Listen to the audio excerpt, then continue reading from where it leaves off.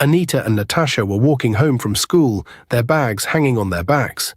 The sun was going down and people were rushing around, some going home and others setting up their small businesses for the evening. As they walked, Anita suddenly stopped. She saw a young beggar sitting on the ground, leaning against a wall. His clothes were old and torn, and his face looked tired and hungry. But something about him was different. He was not like the usual beggars. He was young and surprisingly very handsome. Anita felt sorry for him. "Let's help him," she said, opening her bag to take out some money. Natasha frowned. "Help who?" "Anita, do you know how many beggars are on the street? If you keep giving money to everyone, you will soon become a beggar yourself." "But he looks really hungry," Anita said softly. "And do we have extra money to waste?" Natasha asked. "Remember, our house rent is almost due." Anita stopped for a moment. Natasha was right. Their rent was not complete yet. The money she had was part of what they needed to pay. But something in her heart told her she could not just walk away. Ignoring Natasha's words, Anita bent down and put some money into the beggar's hand. "Here, buy something to eat," she said kindly. The beggar looked up at her in shock. "Thank you," he said in a weak voice. He stared at the money as if he could not believe someone had given it to him. Natasha shook her head. "You are too soft, Anita. People will use you one day." Anita smiled and stood up. "Let's go." As they continued walking, Natasha sighed loudly. "Now you don't have enough money for rent, all because you wanted to play Mother Teresa. What if that guy is just pretending?" Anita took a deep breath. "If he is pretending, that's between him and God. But if he is truly hungry, at least I helped someone today." Natasha rolled her eyes. "You are too nice. That's why people will keep taking advantage of you." Anita did not say anything. She knew Natasha was different from her. Natasha always pretended to be rich and told people that her parents lived abroad. But the truth was, her parents were in the village, just like Anita's parents. Natasha did not like people knowing the truth about her life. Anita and Natasha reached their small apartment, both feeling tired from the long day. As soon as they got inside, Natasha threw her bag on the floor and turned to Anita with a serious face. "Anita, give me your part of the rent," she said, folding her arms. Anita looked down, feeling a little nervous. "I don't have it right now," she said softly. "Don't worry, my parents will send me money next month, and I will pay you back." Natasha's eyes widened in anger. "Are you joking, Anita? I can't continue like this. Every time I'm the one helping you, saving you, and look at how foolish you are. You gave your money to a total stranger, a beggar. What if he was lying? What if he just sits there every day, waiting for kind-hearted people like you to throw money at him while he does nothing?" Anita took a deep breath. "It's okay, Natasha. You don't have to talk about people like that. You don't know what he has been going through." Natasha shook her head. "I don't care, Anita. I really don't. That beggar should go and work and stop being lazy. Everybody has problems, but you don't see all of us sitting on the street begging for money." Anita sighed.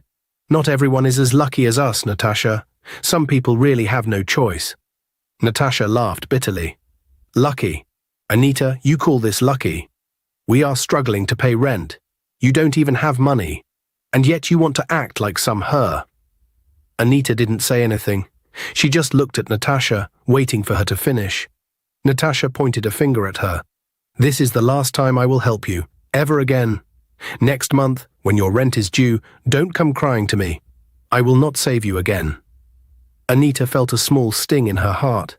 She had always known Natasha could be harsh, but today she was being too mean. "I understand," Anita said quietly. "Good," Natasha snapped. She grabbed her towel and stormed into the bathroom, leaving Anita standing alone in the small living room. Anita sighed and sat on the small bed they shared. She knew she had made things difficult for herself, but deep in her heart, she didn't regret helping the beggar. The next day, Anita woke up early. She still felt bad about her fight with Natasha, but she didn't want to think about it too much. After getting ready for school, she packed some food in a small plastic bag. It wasn't much, just some rice and beans from what was left in their tiny kitchen. As she walked to school, she kept looking around until she reached the same street corner where she had seen the beggar the day before. Her heart felt warm when she saw him still sitting there, The moment the young man saw her, his eyes lit up. He sat up quickly, looking at her with surprise. "You came back?" he asked. Anita smiled and handed him the food. "Yes, I brought you something to eat." The beggar's hands trembled slightly as he took the food from her. "Thank you so much," he said, his voice full of gratitude. "You don't know what this means to me." Anita sat down on a nearby rock as she watched him eat. He ate slowly, as if he didn't want to finish the food too fast. She could tell he had not eaten properly in a long time. After a few minutes, the young man wiped his mouth and looked at Anita with a small smile. "My name is Matthew," he said. "I'm an orphan." Anita felt a sharp pain in her heart. "I'm so sorry, Matthew.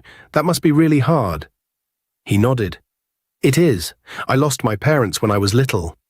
I grew up in an orphanage, but when I turned 18, I had to leave. Since then, life has been tough. I've tried to find work, but nobody wants to hire someone like me. So I ended up here."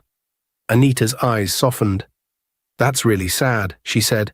"I wish I could do more to help you." Matthew smiled. "You have already done a lot. Yesterday you gave me money. Today you brought me food. You're the first person in a long time who has treated me like a human being." Anita looked down, feeling shy. "I don't have much, Matthew, but I can bring you food whenever I can." Matthew's eyes filled with gratitude. "That is more than enough. Thank you, Anita." She smiled at him and stood up. "I have to go now, or I'll be late for school." Matthew nodded. "Be careful on your way." As Anita walked away, she felt something different in her heart. She didn't know why, but she felt connected to Matthew in a way she couldn't explain. A week later. One evening, Natasha stormed into their small apartment, her face full of frustration. She threw her bag on the table and opened the kitchen cupboard. When she saw that most of their food was finished, she slammed the cupboard door shut and turned to Anita. "What is going on? Why is our food finishing so fast these days?" Natasha asked angrily. Anita, who was sitting on the bed, looked up calmly. "We ate it, Natasha. That's why it finished." Natasha folded her arms and raised an eyebrow. "We?" "Anita, I barely stay at home. I go out every day, and when I come back, I only eat small food. How is everything finished so quickly?" Anita sighed. She knew where this conversation was going. Natasha took a step closer, her eyes narrowing. "Anita, I hope you are not selling our foodstuffs and giving the money to your poor beggar friend." Anita's face changed immediately. She stood up and looked at Natasha angrily. "Natasha, be respectful. Don't talk about my friend like that." Natasha burst into laughter. "Friend? A poor dirty beggar is now your friend." "Anita, are you hearing yourself?" She shook her head. "I think you're losing your mind. You need to see a doctor as soon as possible." Anita took a deep breath, trying to control her temper. "Matthew is a human being just like us. If life had been kinder to him, maybe he would be in school just like we are. Stop looking down on people." Natasha rolled her eyes. "Oh, please, that boy is lazy. He should go and find work instead of sitting on the street, waiting for girls like you to pity him." Anita ignored her and went to sit back on the bed, but Natasha wasn't done. She sat beside Anita and lowered her voice. "Since you have no money," Natasha said, "there's something we can do." Anita looked at her suspiciously. "What is it?" Natasha smiled. "Let's go and see Chief. He likes young girls like us. If we go to him, he will give us anything we want, money, food, clothes, provided we do whatever he says." Anita's eyes widened in shock. "Never. I will never be involved in your dirty business. Never." Natasha scoffed. "Dirty business? Anita, you are suffering. You can't pay your rent, you don't have food, and now you are crying over a beggar. Wise up. Chief will take care of us." Anita shook her head firmly. "I am from a Christian home. I will keep myself for my future husband." Natasha threw her head back and laughed. "Mother Mary, oh please, Anita, don't be a fool. Open your eyes. Look around you. Girls are making money every day, and here you are suffering because of useless pride." Anita said nothing. Natasha smirked. "You are missing out, my dear. But don't worry, I will enjoy for both of us." She stood up, picked up her phone and started typing, probably messaging Chief. Anita just sat there, her heart heavy. She knew Natasha had changed, but she didn't expect her to go this far. She prayed silently in her heart, asking God to help her.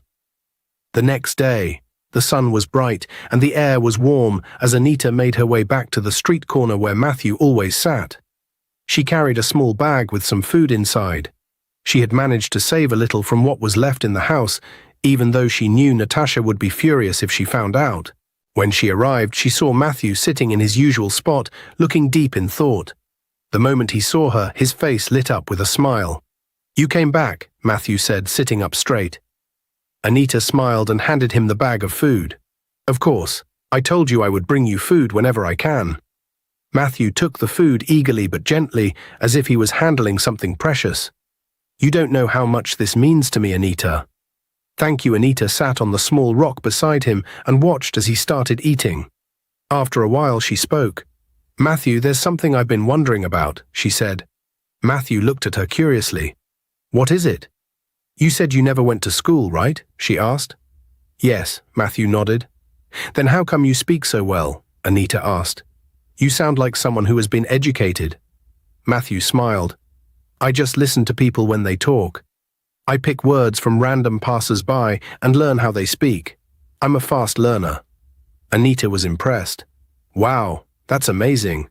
Not many people can do that." Matthew chuckled. "Well, when life forces you to survive, you learn quickly." Anita looked at him closely. She had never met a beggar like him before. He was different. He had confidence in the way he spoke, and his eyes held a kind of intelligence that made her curious. "Where do you live?" Anita asked suddenly. Matthew swallowed the last piece of food and wiped his mouth. "I stay in an uncompleted building," he said simply. Anita gasped. "What? That's dangerous." Matthew laughed. "Dangerous? Don't worry about me, Anita. I'm a fighter, a warrior. No one can harm me." Anita couldn't help but laugh too. "A warrior, you say? And what battles have you fought?" she teased. Matthew grinned. "Plenty. I fight hunger every day. I fight the cold at night. I fight people who try to steal from me. And guess what? I always win." Anita shook her head, smiling. "You are funny, Matthew." Matthew shrugged playfully. "You have to be strong in this life. If not, people will walk all over you." Anita sighed. "How I wish I could help you." Matthew reached out and gently tapped her shoulder. "You are already helping me, Anita. Every time you bring me food, you give me hope. That is more than enough." Anita felt a warmth in her heart. She didn't know why, but being around Matthew made her feel something she couldn't explain. He was poor, homeless, and struggling, but he had a strength that even rich people didn't have. At school, Natasha sat with two girls under a shady tree, enjoying their company as they talked. She loved moments like this, where she could make herself feel more important than she really was. "You girls don't understand," Natasha said with a proud smile. "I chose to be in this school. My parents wanted me to go to a private university abroad, but I refused." One of the girls gasped. "You refused? Why would you do that?" Natasha sighed, acting as if it was nothing. "I just wanted to experience life here. I wanted to be independent. My parents were not happy about it, but in the end they let me be." The second girl shook her head in amazement. "Wow, that must have been a big decision." Natasha smiled. "Of course, but don't think they abandoned me. They still take care of me. They send me money every week. I never lack anything." The two girls looked at each other with envy. "You are so lucky. If my parents were rich, I would never have refused to study abroad." Natasha laughed. "Well, I like it here. And honestly, money is not a problem for me." The girls sighed. "I wish I had your life. Everything must be so easy for you." Natasha smiled. She loved hearing those words. "That's why I'm taking you girls out this weekend. Bills on me." The girls' faces brightened. "Are you serious?" one of them asked in shock. "Of course. What's the point of having money if I can't enjoy it? We'll go to the best restaurant, eat anything we want, and have a good time." The girls could hardly contain their excitement. "Natasha, you are the best." Natasha laughed. She loved the attention, the admiration, and the way people wished they were her. 2 days later, Anita could not keep her thoughts to herself anymore. She had been thinking about Matthew every day, worrying about his safety. The uncompleted building where he slept was not a proper place for anyone to stay. It was risky, open to dangers, and unsafe at night. Anita told Natasha that she didn't like where Matthew was sleeping and that she wanted him to stay with them for some time before she found a solution for him. Natasha immediately rejected the idea. She told Anita that it was none of her business where Matthew stayed. She said Anita was beginning to act like someone who was in love with the poor beggar. She told Anita that she should be tired of suffering, that her parents sent her to school to get a good job and take them out of poverty.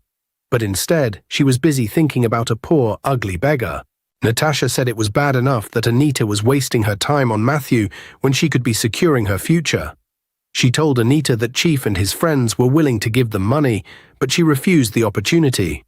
Anita told Natasha that she was talking nonsense. She said she would never go down Natasha's wayward lifestyle and that she was not falling in love with Matthew. She said even if she did, it was not Natasha's business because she owed her nothing. Anita warned Natasha to be careful with the old men she followed and to stop living a fake life.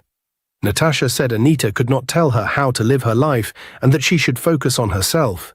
She said she wanted nothing to do with Anita's decisions and that she would not live in the same house with a beggar. Anita had already made up her mind. She was going to help Matthew, no matter what Natasha thought about it. A few days later, Matthew was in the hospital. He had been attacked by some men who tried to rob him of the little money he begged for earlier that day. They beat him up, kicked him to the ground, and left him in pain. A kind stranger found him unconscious and rushed him to the hospital. Anita heard about it and rushed to see him. She was worried. When she entered the hospital room, she saw Matthew lying on the bed, looking weak.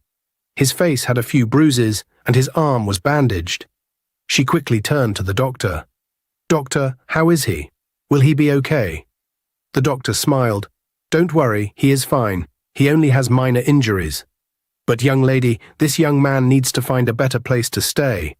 The streets and uncompleted buildings are not safe. If he continues living like that, things like this will keep happening." Anita turned to Matthew. "Did you hear that? You need to leave that place. It's not safe for you." Matthew sighed. "I know, Anita. But where do you expect me to go? I have nowhere." Anita took a deep breath. "Come home with me." Matthew shook his head immediately. "No, Anita. I know Natasha will never allow it. And your room is already too small for both of you. I don't want to put you in trouble." Anita was firm. "Forget Natasha. This is my decision.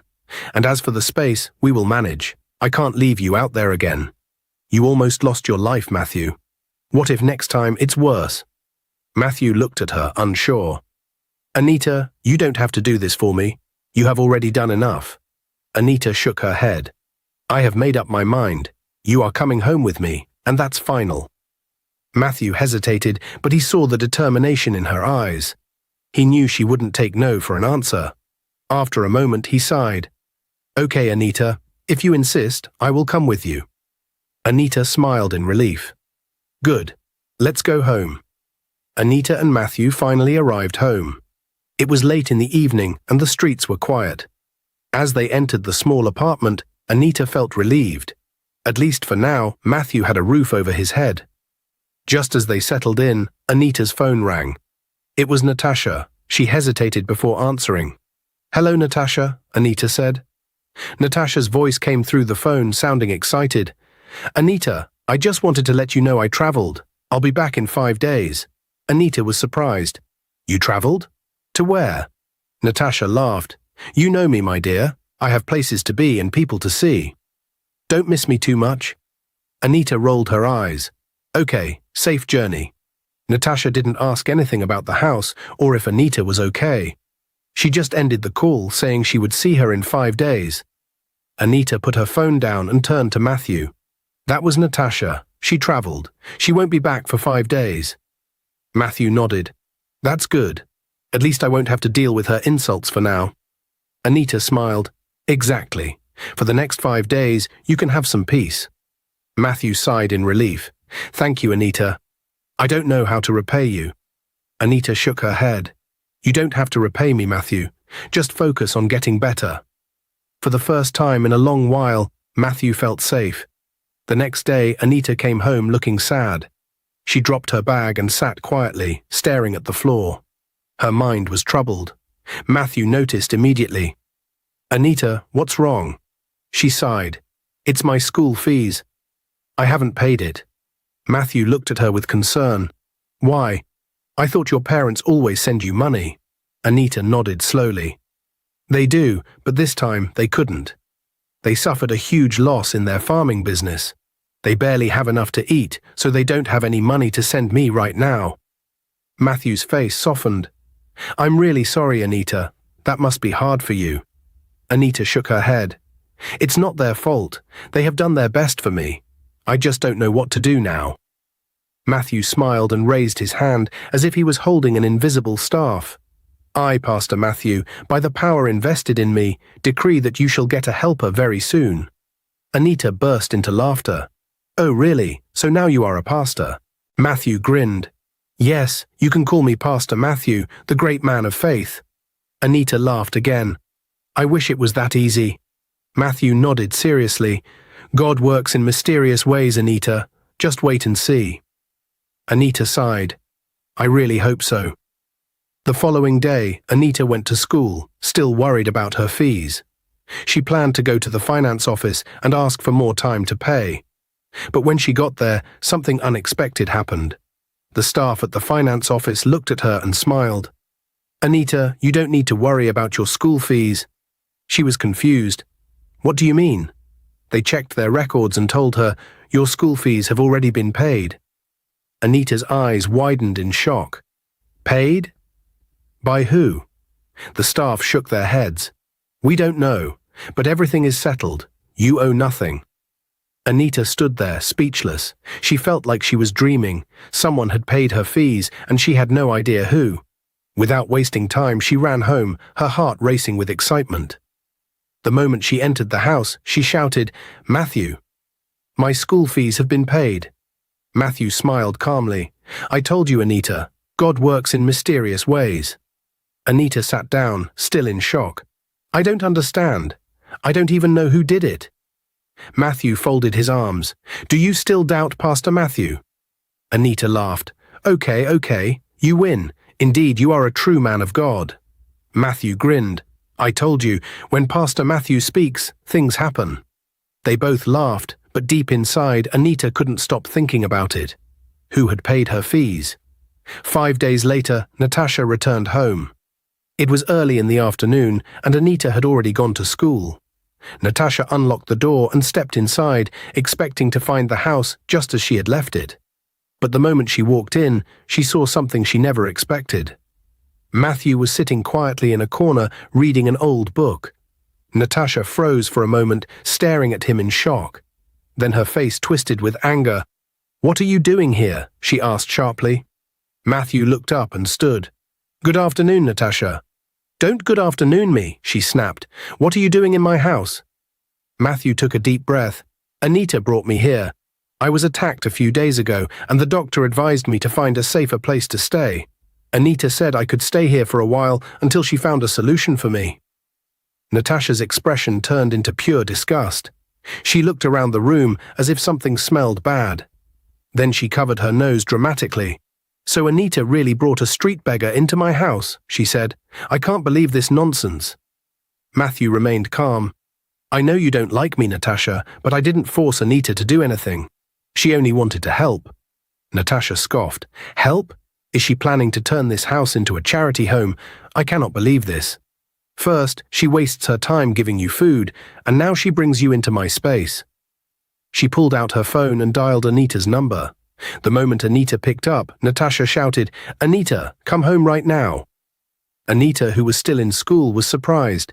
"Natasha, what's wrong?" "What's wrong is that I just walked into my house and saw that disgusting beggar sitting here like he belongs," Natasha snapped. "Anita, you have 5 minutes to get here and take him out before I do it myself." Anita's heart started beating fast. She knew this was going to happen, but she had hoped to explain everything to Natasha properly. "I'm on my way," Anita said quickly and ended the call. She quickly grabbed her bag and rushed out of the lecture hall, ignoring the curious stares of her classmates. As she made her way home, she could already imagine the storm waiting for her, and she was ready to face it. Anita rushed home, her heart pounding. She knew Natasha was angry, but she had to try and calm her down. The moment she opened the door, Natasha turned to her sharply. "Anita, what is wrong with you? How could you bring this beggar into our house without telling me?" Anita took a deep breath. "Natasha, please listen to me." Natasha folded her arms. "Listen to what? That you've turned our home into a charity center. Do you know how embarrassing this is?" Anita stepped closer. "Natasha, I understand why you are upset, but please just think about it. Matthew has nowhere to go. He was attacked before, and if I send him back out there, what if something worse happens? I know you have a strong heart, but deep down I also know you will not be happy with yourself if he leaves here and something terrible happens to him." Natasha sighed loudly. "Anita, I don't have time for all this emotional talk. I don't care about him. This is not our problem." Anita continued, "But Natasha, what if it was you? What if you lost everything and had nowhere to go? Wouldn't you want someone to show you kindness?" Natasha looked away for a moment. She didn't want to admit it, but Anita's words were touching something deep inside her. Natasha was silent for a moment. She looked at Matthew, who was still sitting quietly, avoiding eye contact. She sighed heavily. "It's just because of God," she finally said. Anita's heart lifted with hope. "Thank you, Natasha. Thank you so much." Natasha raised a finger. "Wait, don't celebrate yet. I give him just 1 week. He must find somewhere else to stay before then. If not, I will personally throw him back into the street." Anita nodded quickly. "I understand. 1 week is enough. Thank you, Natasha." Natasha clicked her tongue and picked up her phone, ignoring them both. Anita turned to Matthew. "You see, everything is fine now." Matthew gave her a small smile. "Thank you, Anita. I owe you everything." Anita smiled back, but deep down she knew this 1 week was not going to be easy. 2 days later, Anita received heartbreaking news. Her father was very sick, and she was asked to come to the village immediately. She had no choice but to pack a small bag and prepare for the journey. She sat Matthew down and told him about the situation. She assured him that she would be back in 2 or 3 days. Matthew's heart sank. "Anita, how will I cope with Natasha while you're gone?" Anita sighed. "I know it won't be easy, but just stay out of her way. I will be back soon." Matthew didn't like the idea of staying alone with Natasha, but he knew Anita had no choice. He wished he could go with her, but she refused. "Matthew, I will be fine. My father needs me right now," Anita said. Matthew finally agreed. He walked with her to the travel bus park, carrying her small bag. Before she boarded, he looked at her one last time. "Be careful, Anita," he said. "I will," she replied. "Take care of yourself." Matthew watched as the bus drove off. He felt uneasy, but he had no choice but to return home. When Matthew got home, he was surprised to find Natasha waiting for him with a strange smile on her face. She was leaning against the door, watching him closely. For a moment, Matthew was confused. This was not the Natasha he was used to. "You know, Matthew," Natasha said, her voice unusually sweet, "I never knew you were this handsome." Matthew narrowed his eyes. "What are you talking about?" Natasha stepped closer. "Anita has really done a good job on you. You don't look like the dirty beggar she picked from the street anymore." She paused, then smiled. "But I can do much better." Matthew frowned. "What do you mean?" Natasha tossed her hair and smiled. "I am more classy and wealthy, unlike your Anita, who is from a poor background. She has nothing. But me, I can change your life." Matthew's face darkened. "Natasha, what are you trying to say?" Natasha laughed softly. "Come to me, Matthew. Let's have fun. Let me show you what real enjoyment looks like." Matthew's expression turned into pure disgust. "Number never. You, Natasha, the same person who sleeps with almost all the wealthy men in this town. You think I haven't heard the stories about you?" Natasha's smile disappeared. Matthew continued, "You are someone who will do anything for money, and you stand here talking about wealth. I also know your parents are very poor and struggling in the village. Stop living a fake life, Natasha." Natasha's face twisted in anger. "How dare you talk to me like that? I was only trying to help your miserable life. I was even ready to manage you, but you are too dirty and ugly for me anyway." Matthew chuckled. "I'm ugly, yet you are here begging me to have fun with you. Natasha's eyes burned with rage. I know that foolish Anita told you all these things about me. I will deal with her when she returns. Matthew shook his head. She never told me anything. The walls have ears, Natasha. Change your ways before you get one bad sickness one day. Natasha clenched her fists. Enough. I've had enough of you. Get out of my house this minute. Matthew grabbed his small bag and slung it over his shoulder. I don't care. I was leaving anyway. Without another word, he walked out, leaving Natasha standing there, breathing heavily in anger. She had lost control of the situation, and that made her furious. That night, as Anita sat outside her family's small village house, enjoying the cool evening air, her phone rang. She checked the screen and saw Matthew's name. She answered immediately. Matthew, how are you? How is everything? Matthew sighed. Anita, I need to tell you something. Anita's heart skipped a beat. What is it? Matthew wasted no time. He told her everything. How Natasha had smiled at him strangely, how she had suddenly started calling him handsome, and how she tried to convince him to be with her instead of Anita.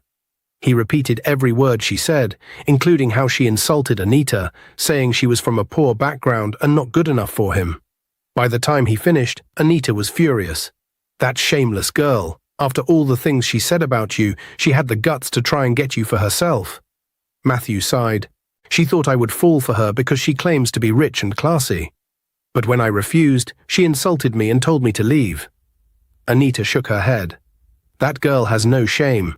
But I'm not surprised. I knew she was capable of anything. Matthew hesitated for a moment before saying, Anita, how is your father? Have you seen him? Anita sighed. That's what I wanted to tell you. My father was never sick. Matthew was confused. What? Anita sighed again. My parents just missed me. They wanted me to come home and see them, so they made up the story to make sure I traveled. Matthew chuckled. Wow, so you came all the way for nothing. Not for nothing, Anita said. I got to spend time with them, and they are happy to see me. But I'll be coming back tomorrow. I can't stay here when Natasha is trying to turn my life upside down. That's what I wanted to talk to you about, Matthew said. You know she will throw you out the moment you return, right? Anita scoffed. Let her try. She can't scare me. I know you're strong, Anita, Matthew said, but listen, I found a job. Anita's mood changed instantly. What, Matthew, you found a job? Yes, Matthew said proudly. I am now working as a security man for an old couple. They are kind people, and they even gave me the boys' quarters at the back of their house to stay in. Anita's face lit up with joy. Matthew, this is amazing news. Finally, you have a job. Wait, there's more, Matthew said, sounding excited. Guess what? What? Anita asked, eager to hear. I told them about you. I explained my situation and everything you have done for me. And guess what? They agreed that you can come and stay with me. Anita gasped. Are you serious? Yes. They said you seem like a good person and they are willing to let you stay. So when you come back, you don't have to worry about Natasha throwing you out. Anita felt tears of joy in her eyes. Matthew, this is the best news I've heard in a long time. I can't wait to come back so we can celebrate. Matthew laughed. You better come quickly before Natasha burns all your clothes in anger. Anita laughed too, feeling happier than she had in days. She had left the city with nothing but worries, but now she was returning with a fresh start. Anita arrived home early in the afternoon, her heart pounding in her chest. She had made up her mind. She was leaving Natasha's house for good. She knew there was no need for an argument or explanation. Natasha had already shown her true colors, and Anita had no intention of begging for a place where she was no longer welcome. The apartment was quiet when she entered. Natasha was not around, which was a relief. Without wasting time, Anita quickly gathered her few belongings, folding her clothes neatly into her small travel bag. She took a deep breath, looked around the room one last time, and then quietly walked out, shutting the door behind her. She knew that once Natasha found out she had left, she would be furious. But Anita no longer cared. Her life was moving forward, and Natasha was now just part of her past. When Anita arrived at Matthew's new workplace, she stopped in shock. The house in front of her was not just big, it was a mansion. The tall gates, the beautifully designed compound, and the luxurious cars parked outside all screamed wealth and power. She turned to Matthew in disbelief. "Matthew, this is where you work?" she asked, still trying to process everything. Matthew smiled. "Yes, Anita." Anita shook her head. "How did this happen? Just a few days ago, you were struggling to find a place to sleep, and now you're working in a place like this." Matthew chuckled. "Let me tell you what happened." He took a deep breath and explained. "The day Natasha chased me out, I was walking on the road with nowhere to go. I was tired, hungry, and frustrated. I sat in a corner, crying, not knowing what to do. Then a car stopped in front of me. A man stepped out and asked me why I was crying." Anita listened attentively. Matthew continued, "I told him everything. How I lost my parents, how I had been struggling on the streets, how Anita took me in, and how Natasha eventually threw me out. The man listened to me patiently and then asked me a simple question. 'Do you want to work?' Matthew smiled as he remembered that moment. I said yes immediately, and just like that, he offered me a job as a security guard. He brought me here, introduced me to his wife, and told me I could stay in the boys' quarters." Anita's eyes widened. "Wow, they are so kind. God bless them." Matthew nodded. "Yes, they are really good people." Anita smiled. "I need to thank them personally." Matthew nodded. "Go ahead. The main house is just inside. They are Chief Emmanuel and his wife. They are very nice." Anita straightened her dress and made her way to the main house. When Anita entered the large, elegant house, she was warmly welcomed by Chief Emmanuel and his wife, Madame Stella. She smiled respectfully and said, "Good afternoon, Sir Ma. I just came to say thank you for all you have done for Matthew. He has been through a lot, and I truly appreciate your kindness." Chief Emmanuel and his wife looked at each other, surprised by Anita's humility and gratitude. Madame Stella smiled warmly. "You are such a well-mannered young lady. No wonder Matthew speaks so highly of you." Chief Emmanuel nodded. "Yes, he told us everything. How you helped him when he had nothing. How you risked your own comfort just to make sure he was safe. It is rare to find a woman with such a pure heart these days." Anita felt shy. "I only did what was right, sir." Madame Stella suddenly looked at her husband and smiled before turning back to Anita. "Since Matthew said you two are just best friends, we have something to ask you." Anita looked at them curiously. "What is it, Ma?" Chief Emmanuel cleared his throat and said, "We have a son who lives abroad. We have been searching for a good, kind, and respectful woman for him. Someone who will love him, not for his money, but for who he is. And from everything we have seen and heard about you, we think you are the perfect match for him." Anita's heart nearly stopped. "Excuse me." Madame Stella smiled. "Yes, dear. We want you to consider marrying our son. He is a hard-working and responsible young man, but he has been so focused on his career that he hasn't settled down. We believe you would make the perfect wife for him." Anita was speechless. She couldn't believe what she was hearing. "With all due respect, Ma," Anita finally said, "I am not interested. I have someone." Chief Emmanuel and Madame Stella exchanged glances before Madame Stella said, "It's okay, dear. We understand. We won't force you, but we will give you time to think about it." Anita nodded. "Thank you, Sir Ma. I appreciate the offer, but I already know where my heart belongs." They smiled at her and wished her well as she left.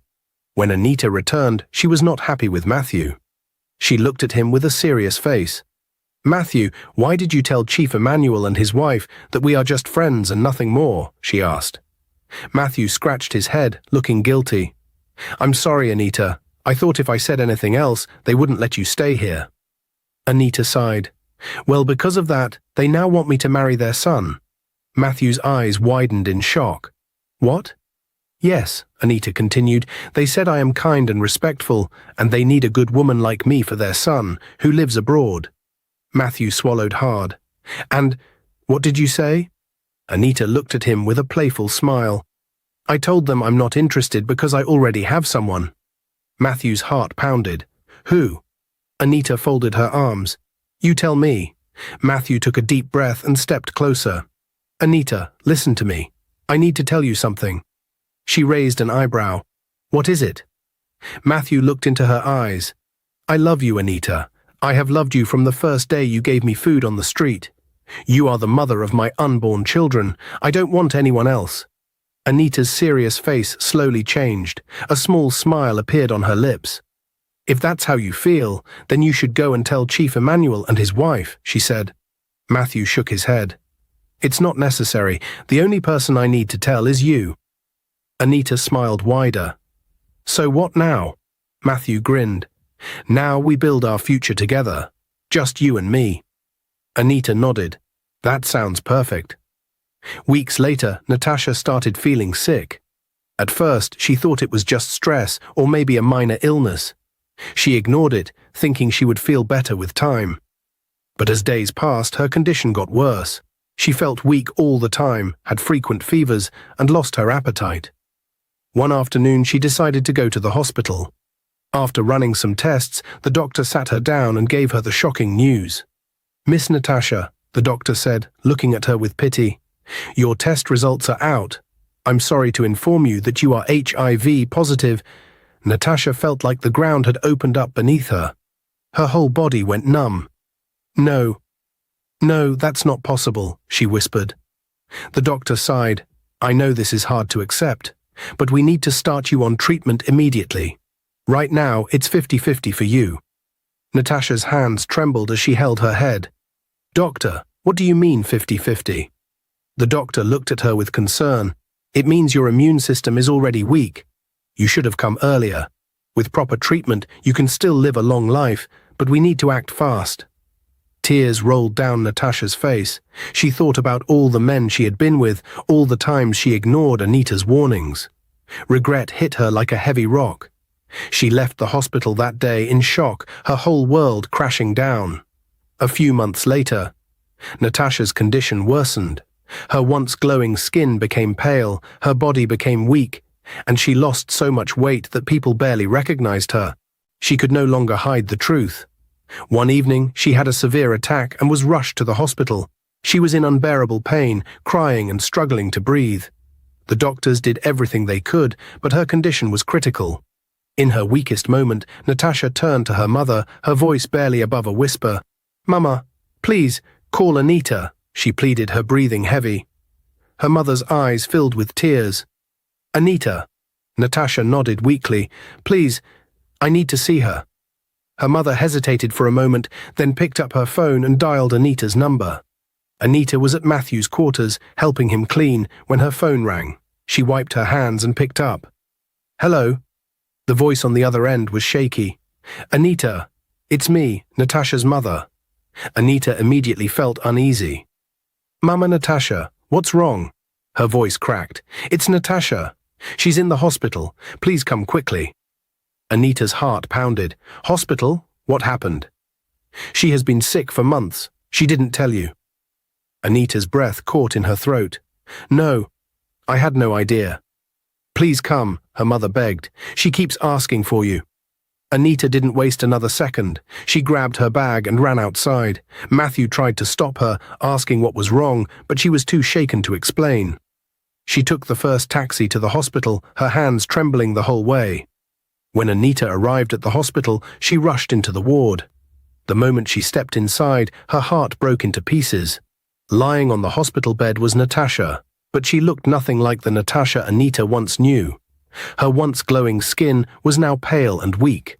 She had lost so much weight that her bones were visible. Tubes were connected to her hands, and her breathing was slow and painful. Anita covered her mouth, tears already falling from her eyes. She moved closer and sat beside the bed, holding Natasha's frail hand. Natasha, her voice cracked. Oh my God, look at you. Natasha slowly opened her eyes and saw Anita. A single tear slipped from the corner of her eye. Anita, you came, she whispered. Anita wiped her tears. Of course I came. Natasha, what happened to you? Natasha sobbed weakly. I should have listened to you. I should have listened, Anita. Anita shook her head, her chest tight with emotions. I warned you, Natasha. I told you to stop sleeping with all those men, but you didn't listen. Now look where you are. Natasha cried harder. I was foolish, Anita. I thought money and pleasure were everything. But now, I have nothing left. Anita squeezed her hand. I wish I could do something to help you. Natasha looked into Anita's eyes, her own filled with regret. Pray for me, Anita. Pray that God forgives me. Anita nodded as tears streamed down her face. I will, Natasha, I will. Natasha's mother stood in the corner, weeping silently. She looked at Anita with deep pain. She always spoke about you, Anita, even when she was sick. She regrets everything. Anita bowed her head, still holding Natasha's weak hand. She closed her eyes and began to pray, her voice filled with emotion. As she prayed, Natasha closed her eyes too, tears rolling down her cheeks. She had made so many mistakes, but now all she wanted was one last chance. Anita arrived home after an emotional visit to the hospital. Her heart was heavy with everything that had happened with Natasha.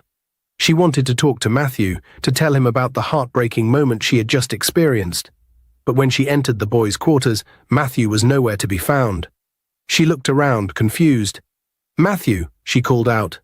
No answer. She quickly took out her phone and dialed his number. The call connected and Matthew's voice came through. Anita. Anita sighed in relief. Where are you? I just got home and I can't find you. I'm in the main house, Matthew said. Anita frowned. The main house? What are you doing there? Matthew chuckled. Just come. You need to see this yourself. Anita was even more confused.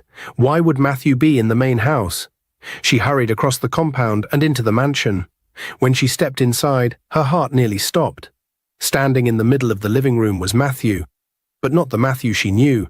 He was wearing an expensive suit, looking clean, sharp, and unrecognizable. His usual simple look was gone, replaced by the image of a wealthy, confident man. Anita's mouth fell open. Matthew, what is this? Matthew smiled, surprised. Anita stepped closer, still in shock. Matthew, what is going on? Why are you dressed like this? Matthew took a deep breath. Anita, there is something I need to tell you. Something I should have told you a long time ago. Anita's heart raced. What is it? Matthew looked at her seriously. I was never poor or homeless. Anita froze. What? Matthew nodded. I faked everything. Anita shook her head, trying to understand. Matthew, I don't get it. Why would you do that? Matthew sighed. Because after so many rejections and heartbreaks, I wanted to find someone who would love me for me, not for my money. Anita felt like the room was spinning. So all this time, you were pretending? Matthew nodded again. Yes, Anita, I was testing people. I wanted to see if true love still existed. If there was someone who could care for a man with nothing. And then I met you. Anita's emotions were all over the place. So, you lied to me. Matthew looked deep into her eyes. Anita, I never lied about my feelings. Everything I felt for you was real. But there is more. Anita swallowed. What more could there be? Matthew hesitated, then said, Chief Emmanuel and Madam Stella are my biological parents. Anita took a step back. What? Number, that's not possible. Matthew nodded. It's true. They planned everything with me. They wanted to find a good woman for me. Someone who had a kind heart. Someone who would love me without knowing I was rich. That's why they allowed you to stay here. Anita's chest tightened. So even the offer to marry their son, that was all a setup. Matthew nodded. Yes, because I am their son. Anita felt a mixture of emotions, shock, betrayal, confusion, and disbelief. Matthew, you should not have gone that far. Matthew stepped closer. Anita, I know it was risky. But if I hadn't done this, I would never have found you. You are the most selfless, kind, and loving person I have ever met. You didn't help me because you thought I could give you anything. You helped me because you have a good heart. Anita stared at him, her eyes filling with tears. Matthew, this is too much for me to process. Matthew gently took her hands. I know, and I am sorry for everything. But I need you to know something. Anita looked up at him. Matthew got down on one knee. Anita gasped as Matthew pulled out a small, beautiful ring from his pocket. Anita, he said softly, from the moment I met you, I knew you were different. You cared for me when I had nothing. You stood by me when no one else did. You are the woman I want to spend the rest of my life with. Will you marry me?" Tears rolled down Anita's cheeks. She had dreamed of love, but she never expected something like this. Everything she thought she knew had changed, but one thing remained the same: her love for Matthew. She smiled through her tears. "Yes, Matthew, I will marry you." Matthew slipped the ring onto her finger, and applause filled the room as Chief Emmanuel and Madame Stella walked in, smiling proudly. Madame Stella hugged Anita. "Welcome to the family, my dear." Chief Emmanuel patted Matthew on the back. "You have made the right choice, son." Anita wiped her tears. "I can't believe this is real." Matthew smiled. "Believe it, my love. This is just the beginning." Months later, Anita and Matthew had a grand wedding. It was a day filled with love, laughter, and joy. People who once looked down on Anita now admired her. She had found love in the most unexpected way. And as she stood beside Matthew, looking into his eyes, she knew that she had made the best decision of her life. Because in the end, love was never about money, status, or appearances. It was about the heart. And Matthew had found the one who truly loved his. Dear viewers, what lessons did you take away from this dramatic tale? We'd love to hear your thoughts in the comments below. If you enjoyed the story, give us a thumbs up, share it with friends, and hit that subscribe button. Don't forget to turn on notifications so you never miss out on our latest updates. Thanks for watching and stay blessed.